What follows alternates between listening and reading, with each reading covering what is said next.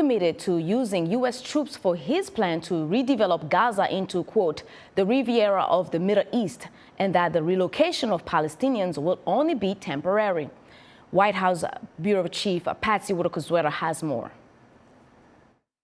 More than 500,000 Palestinians, almost a quarter of the population, have crossed into northern Gaza.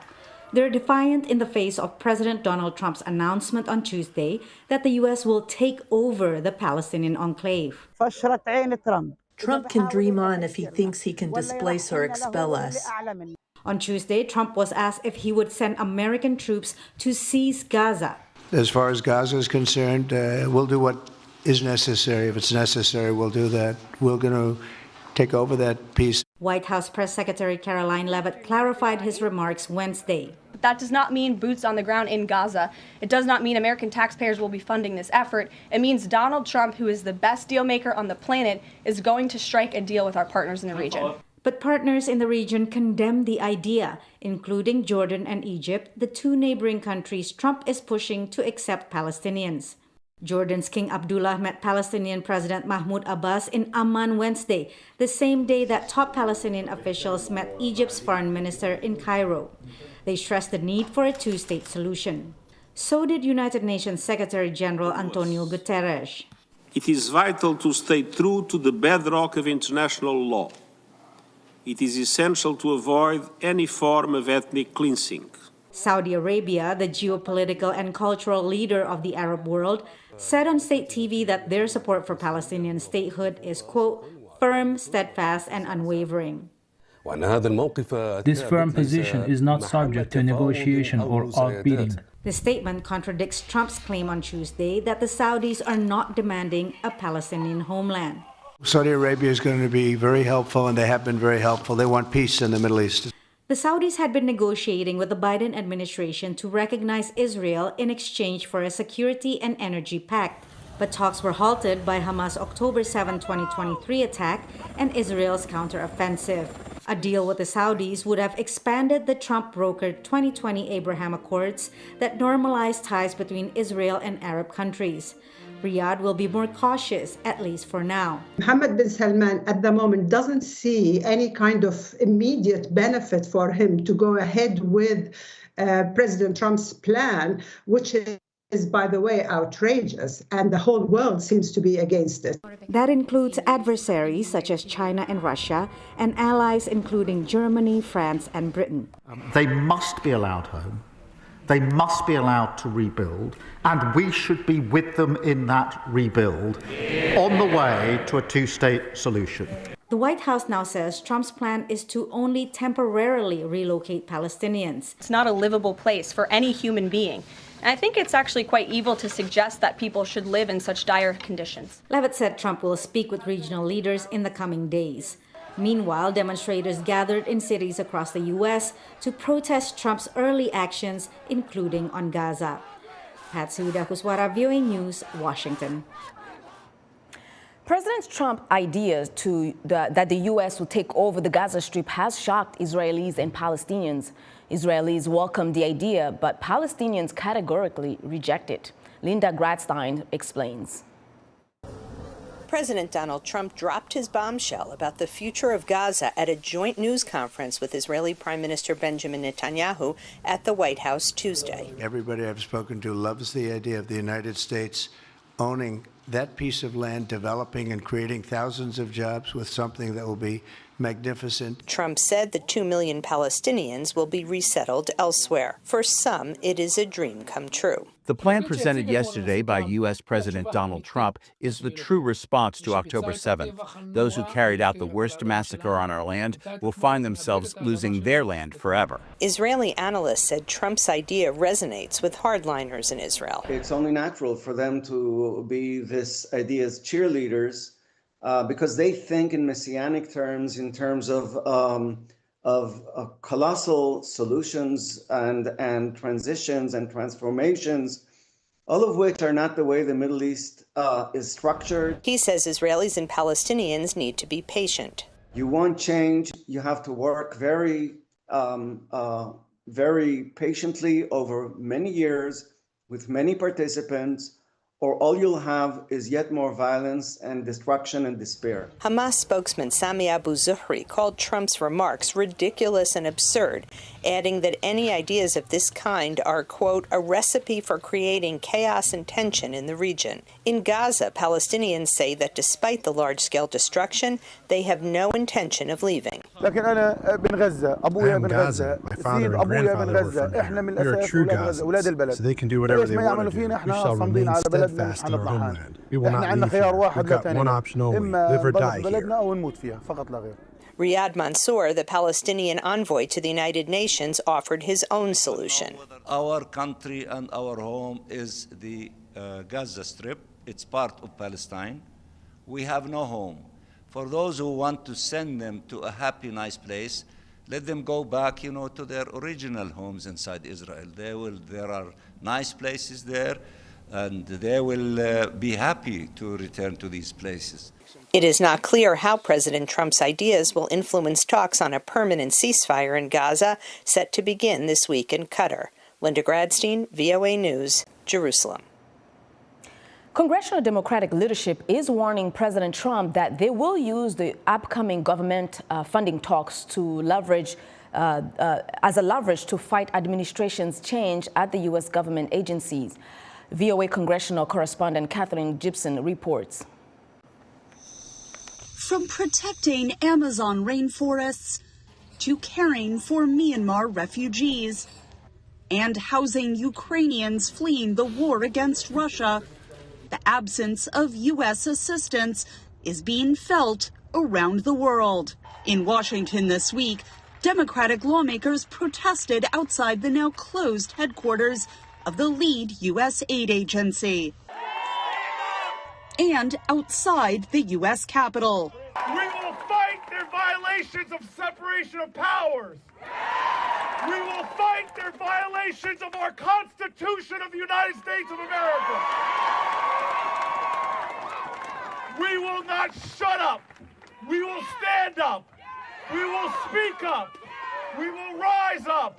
Earlier this week, the U.S. Agency for International Development, or USAID, was moved under the control of Secretary of State Marco Rubio, and almost all its employees put on leave, following an executive order from President Donald Trump freezing U.S. foreign assistance pending review. Now we're seeing the most powerful man in the world, Donald J. Trump, and we're seeing the richest man in the world, Elon Musk, now take money and food from the poorest woman and the poorest man on earth. Congressional Republicans say Trump is exercising broad presidential authority to reevaluate government agencies. Trump is accomplishing this through Elon Musk, a multi-billionaire whom he put in charge of the Department of Government Efficiency, or DOGE, whose aim is to reduce federal spending. I don't think they're closing an agency, but I do think they have the right to review funding and how those decisions are made and what priorities are being funded. I think that's probably true of any administration when they come in. There are lots of programs authorized and funded through that agency, some of which I think are operating in the way in which they were intended, and some which aren't. One analyst told VOA the situation is unprecedented in the United States. Arguably, it's a real violation of separation of powers for the executive branch to try to shut down agencies completely that Congress has brought into existence and that Congress endows and appropriates funds for, even if the executive branch has quite a lot of discretion with regard to how to operationalize those funds and how the agency is going to function. Senate Minority Leader Chuck Schumer said Tuesday he's supportive of efforts to eliminate fraud and abuse, but criticized the speed and secrecy of the process. Whatever DOGE is doing, it's not democracy. We know what democracy is like. It's out in the open. It's not secret. Democrats have pledged to stall votes on Trump's cabinet nominees and leverage their votes on a new government spending bill to protest the changes at USAID. Catherine Gibson, VOA News, Washington. Many humanitarian workers around the world are facing layoffs due to President Trump's closure of the U.S. Agency for International Development. Tanzania is likely to be one of the countries significantly affected by this change. Africa's 54's Paul Ndiho joins us with a special guest. Hello, Paul. Hello, Oriana. Thank you. USAID initiatives in Tanzania are focused on empowering women and youth and tackling health issues like HIV/AIDS, malaria, tuberculosis, family planning, and reducing these programs could severely impact the nation's development goals. For more insight, I'm joined by Eric James Shigongo, a member of parliament from the ruling party, Chama Penduzi. Hello, Eric. Welcome to Africa 54. Thank you so much for having me on the show. This is a privilege for me. Let's, right off the bat, let's start off by you telling us what kind of impact could this have on Tanzania? The fact that there is a likelihood that USAID programs could be shut in Tanzania. America has been a generous country. That's known to everybody. America has been generous to all over the world, having influence and not being known as a country which thinks of others. This decision of suspending USAID funding and PEPFAR has come with a shock to Africa, especially to my country, Tanzania. Well, since its inception, for instance, if I talk of PEPFAR, since its inception 20 years ago, PEPFAR has saved so many lives in Africa and all over the third world, Tanzania included.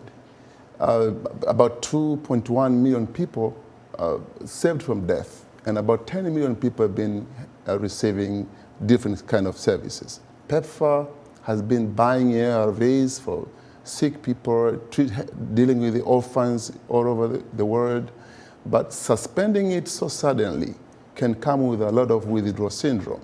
And withdrawal syndrome means by the time it comes back, by the time America decides now it's time to have the PEPFAR back, the trajectory of infection would have skyrocketed. And it's going to be very difficult to control it again. And that sets the point that so many infections will raise and so many deaths will be experienced. So my opinion as Eric, but as a member of parliament and as a man from the third world, I'm asking America to rethink its decision. Your points are well noted. Let's move on to a different topic. Tanzania is credited for doing very well when it comes to the economy. Over the last couple of years, it has done remarkably well. What has contributed to that? I read a book by Jim Rohn. It says, everything rises or falls on leadership. We have the best leadership in Tanzania right now under Dr. Samia Suluhu Hassan. Our president has decided, number one, to make sure that all the resources, all the wealth, the God-given wealth we have in Tanzania contribute to the national basket so it can increase our GDP. As I'm talking to you right now, our per capita income has increased and our GDP has raised. We have a lot of contribution from tourism sector. I don't know whether you're aware, Tanzania is number one in Africa in terms of tourism and is number 2 in the world behind Brazil in terms of tourism. So many, we have a large influx of tourists coming to our country, and whoever is listening to me right now should come to Tanzania and witness. And not only that, in mineral sector is also contributing a lot, agricultural sector. Right now we're building irrigation scheme all over the country, so that the economy can contribute from different sectors of the economy. Very briefly, talk about the Millennium Development or Sustainable Development Goals in Tanzania. You are a member of a committee that works on that. Tanzania has made great strides when it comes to health, education, infrastructure, and energy. We have built about 2,000 health centers around the country. And we have built schools all over the country. And we have built tarmac roads network in the country so that it can enable people to do business, to travel around the country. But again, in terms of energy, back in 1961, when you got our independence, we had only less than 1,000 megawatts of electricity. Today, as I'm talking to you, Tanzania is nearing 4,000 megawatts of electricity. We built a very big hydro dam that will enable our electricity to be cheaper, and we can even be able to sell electricity to our neighboring countries. Well, unfortunately, Eric, I would love to have you back, but we've run out of time. Thank you. Thank you so much. Thank you for having me on the show. Eric James Shigongo is a Tanzanian Chama Cha Mapinduzi member of parliament. Back to you, Orion. Thank you, Paul, for that informative discussion. Now, the M23 rebels held a rally for civilians at the city stadium in Goma Thursday, promising stability under their administration. Meanwhile, the deputy head of the UN mission in the Democratic Republic of Congo, Viviane van der Peer, says that nearly 3,000 people have been killed in the fighting between M23 militants and the National Army over the control of a key eastern city. Van der Peer told the reporters in a video call from Goma that UN teams are actively helping the M23 to collect the dead from the city streets.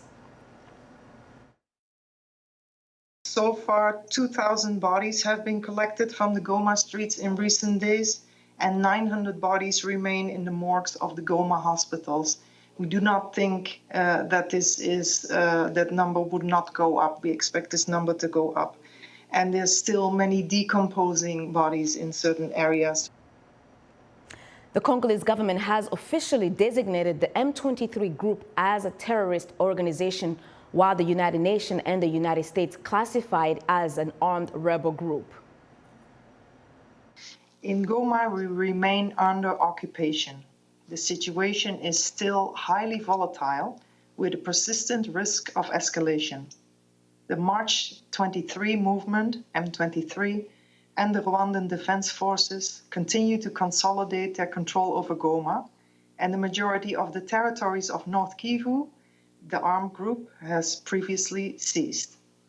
All exit routes from Goma are under their control, and the airport, also under M23 control, is closed until further notice. Van der Peer says nearly 2,000 civilians are sheltering at the UN peacekeeping base in Goma. The ongoing conflict in Sudan is causing unrest in South Sudan, where people are facing increased economic hardship and growing political uncertainty. The head of the UN mission in South Sudan briefed the UN Security Council on Wednesday. The toxic effect of the Sudan conflict are spilling over into South Sudan, as witnessed by the unrest in Juba and beyond following the reported killing or execution of South Sudanese in Wad Madani. Haysom says the recent unrest also reflects public frustration over the economic crisis. The cost of an average food basket has risen by 200%. The inflation rate stands at 107%. And approximately 10 months of government salaries are unpaid. The UN officials said the country's main source of foreign economy, oil, was disrupted in second quarter of 2024 because of the conflict in the Republic of Sudan. Living with a disability presents unique challenges, but some living with a disability say resilience, determination, and support can help individuals thrive. Amaryllis Gule has the story of two Mozambicans who refuse to let disabilities define their lives. Delfina Nyantumbu is studying education and social action at Mozambique's Pedagogical University of Maputo. She has a condition called cerebral palsy that affects her ability to move and balance. Despite this, Delfina started an association called Flicker of Inclusion Association to help people like her. I have an association that helps people like me. I help them to realize that they can go to school, that they can walk and have a normal life. Julia Francisco, Delfina's mother, has supported her along the way. I got feedback from parents saying that Delfina came to take us out of the deep end. We didn't know what to do with our son, but with Delfina's visit, we were able to see that our son is also capable. It helped me to want to go back to school because I had already given up, but she made me understand that I am capable and that I can go far. Nyantumbu says feedback like this keeps her going. Girls with disabilities have faced more difficulties, first because they are women and then because they have disability, but they can do thousands of things.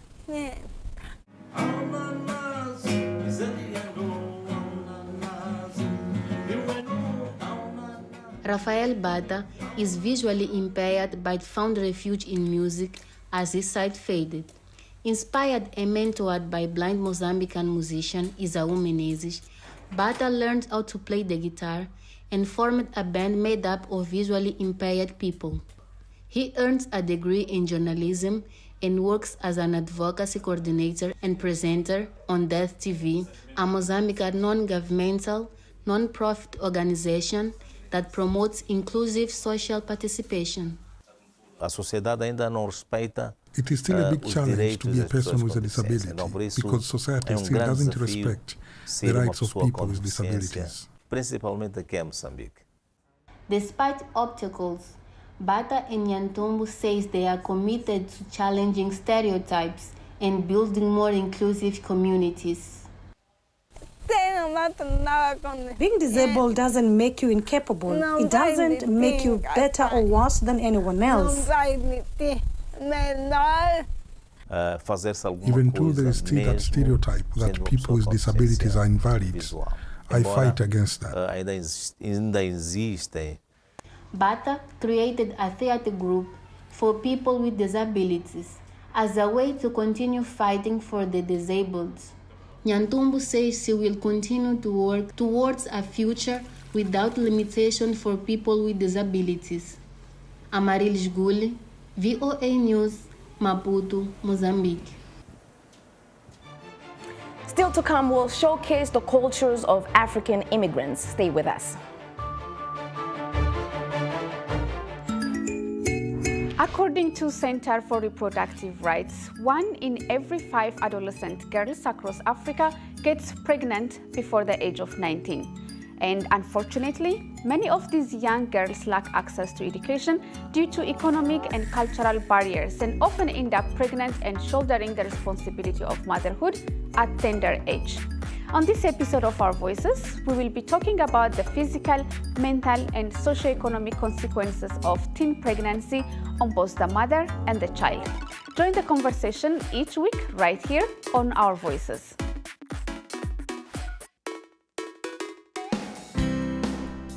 Health, wellness, sport, beauty, medical breakthroughs. Healthy Living cares about your well-being. What are the main health concerns in Africa and around the world? Find out the latest on coronavirus. Connect with our experts and ask them questions. How long does the virus stay? Join me, Linor Moudou, in Washington, every week on Healthy Living, right here on VOA.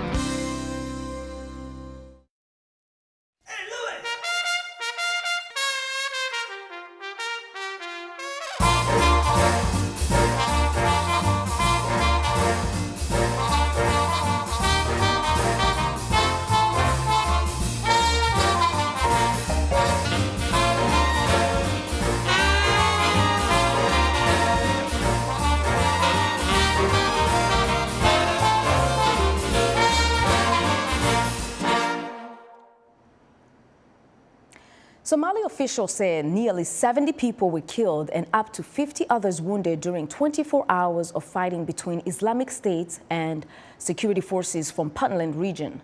A spokesperson for Puntland Security Operations says the fighting was the heaviest since Puntland launched an offensive last month against Islamic State group that have hideouts in the mountains.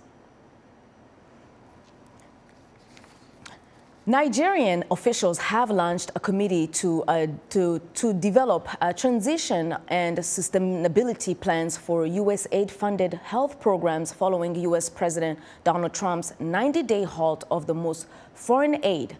The multi-ministerial committee aims to secure new financial support for critical health programs. The Niger market in Calgary, Canada showcases the cultures of African immigrants and serves as a place for communities to connect. Our Zuma Compare has more.